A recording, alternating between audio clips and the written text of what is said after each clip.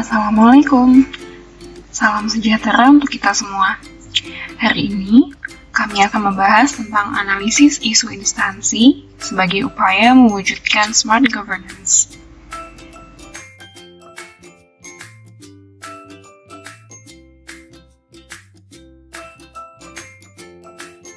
Sebelumnya, mari kita membahas tentang manajemen ASN. Manajemen ASN adalah pengelolaan ASN untuk menghasilkan pegawai ASN yang profesional, memiliki nilai dasar, etika profesi, bebas dari intervensi politik, bersih dari praktik korupsi, kolusi, dan nepotisme. Kemudian, Smart ASN. Smart ASN adalah diwujudkan dengan kemampuan literasi digital, yaitu kecakapan menggunakan media digital atau digital skill, budaya menggunakan media digital atau digital culture, etika menggunakan media digital atau digital ethics, dan keamanan menggunakan media digital atau digital safety.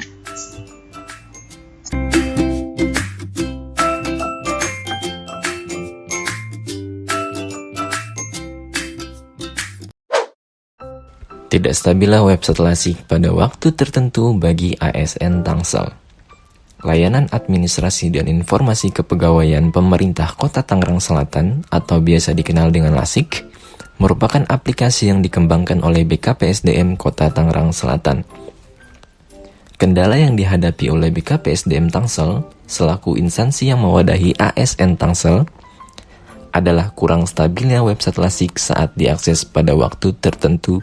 Dampak yang ditimbulkan yaitu banyak ASN yang kesulitan untuk melakukan presensi pagi ataupun sore, sehingga banyak yang tidak tercatat melakukan presensi pada aplikasi LASIK. Pihak yang terdampak atas tidak stabilnya website LASIK pada waktu tertentu adalah seluruh ASN pemerintah Kota Tangerang Selatan. Isu selanjutnya yaitu kurangnya kecakapan ASN dalam penggunaan media digital pada Puskesmas Pondok Jagung, Kota Tangerang Selatan. Dalam penyelenggaraan pelayanan kesehatan kepada masyarakat saat ini, tidak terlepas dalam penggunaan media digital, baik pelayanan kepada masyarakat secara langsung ataupun tidak langsung, seperti pelaporan kepada Dinas Kesehatan yang sudah menggunakan media digital. Namun dalam pelaksanaannya, terdapat masalah terkait kurangnya kecakapan dalam aplikasi media digital. Hal ini dibuktikan dengan masih adanya pegawai yang masih terlambat melaporkan hasil kegiatan kepada Dinas Kesehatan karena belum terbiasa menggunakan media digital. Dampak yang akan terjadi yakni terhambatnya laporan ke Dinas Kesehatan Kota juga Dinas Kesehatan Provinsi. Terlambatnya penanganan isu yang seharusnya ditangani dalam 1x24 jam, koordinasi antar program akan terhambat dan beban kerja akan menumpuk kepada yang lainnya yang lebih cakap media digital. Pihak yang terdampak yaitu masyarakat, Dinas Kesehatan Kota dan Provinsi, teman kerja, juga pimpinan puskesmas. Isu yang ketiga adalah apel pagi ASN dan non-ASN masih menggunakan absensi manual. Kondisi saat ini, apel pagi setiap hari Senin di instansi Dinas Sumber Daya Air, Bina Marga, dan Bina Konstruksi dilaksanakan untuk seluruh pegawai baik ASN maupun non-ASN. Petugas apel pagi adalah ASN dari salah satu bidang dan dilakukan rotasi petugas apel pagi di apel berikutnya. Bidang yang terdapat di Dinas SDA BMBK adalah bidang sumber daya air, bina marga, drainase, jasa konstruksi, dan sekretariat. Terdapat kekurangan saat kegiatan apel pagi, yaitu absensi yang masih dilaksanakan dengan cara manual.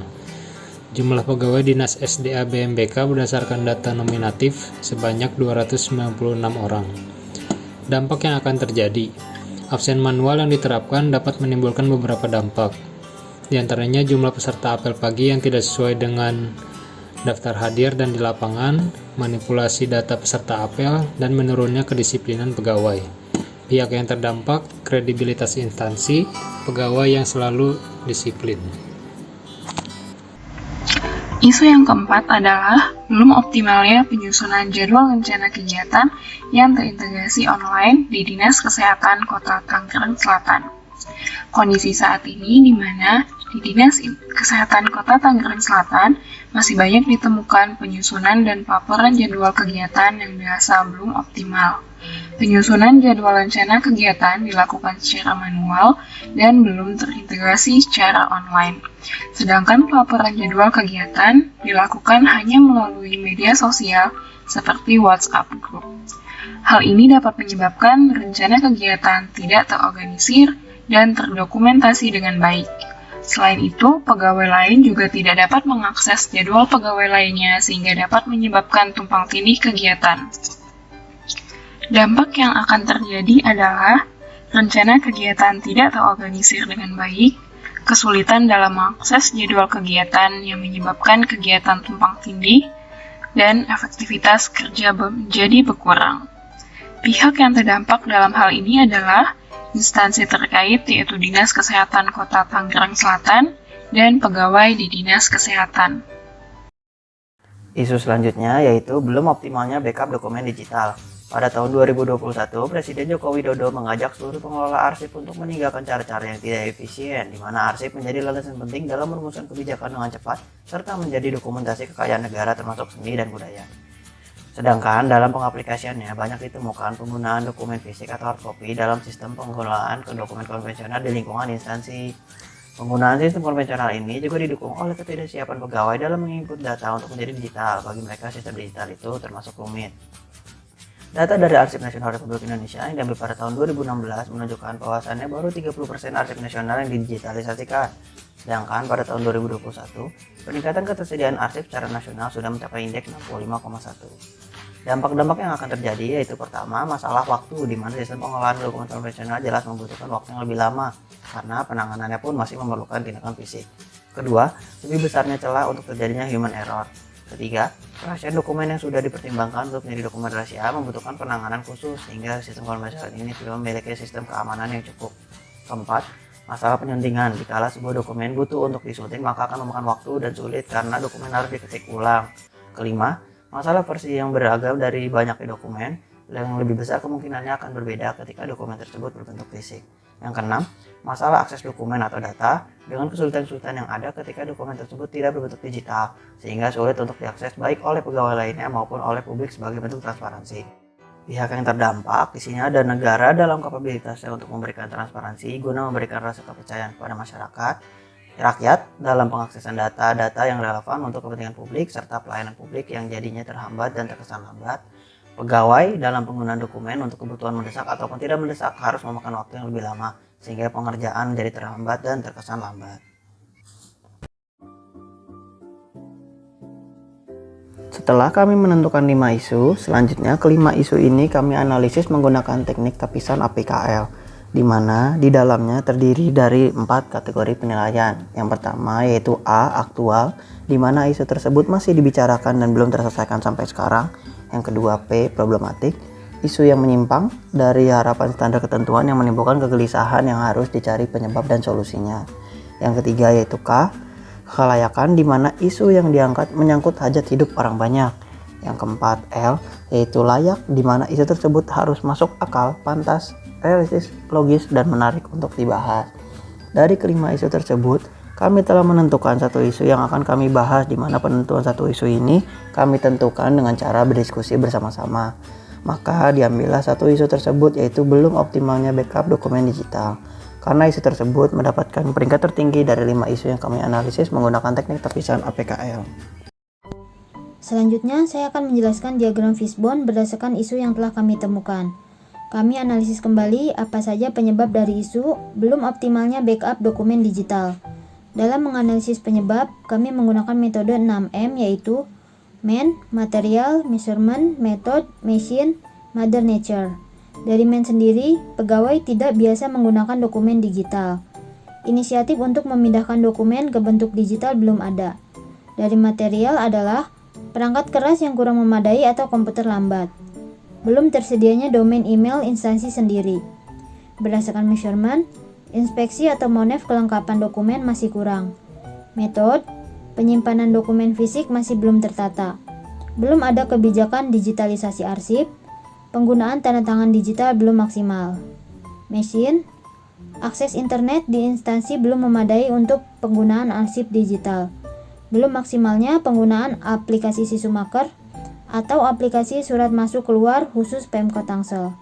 Mother Nature, penggunaan ruang arsip belum maksimal.